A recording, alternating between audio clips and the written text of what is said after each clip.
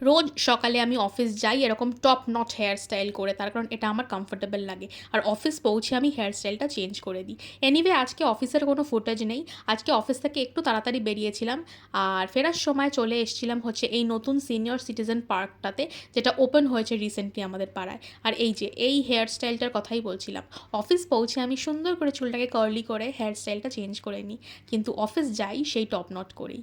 তো সেখান থেকে চলে গেছিলাম আমি একটুখানি মিও অমর, ওখানে গিয়ে একটা চিকেন কচুরি খেলাম, যেটা ওদের উইকেন্ড স্পেশাল ছিল। আর তার সাথে খেয়েছিলাম হচ্ছে এই স্প্রিং রোলটা।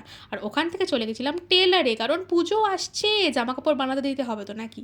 আর এই যে আমার বোতলের ঢাকনা ভেঙে গেছে বলে দেখো, পিঙ্ক বোতলের মাথায় হলুদ ঢাকনা লাগিয়ে রেখেছিলাম, তাই জন্য একটা বোতলও কিনেছি। আর আমার ছাতাটার অবস্থাটা তার থেকেও খারাপ, এটা বৃষ্টির মধ্যে পুরো ভেঙে গেছিলো। আর আমি রাস্তায় দাঁড়িয়ে দাঁড়িয়ে ভিজে যাচ্ছিলাম, তাই জন্য কেসি পাল থেকে একটা সুন্দর কালারের ছাতা কিনেছি। কালারটা কেমন লাগলো জানিও কিন্তু তোমরা।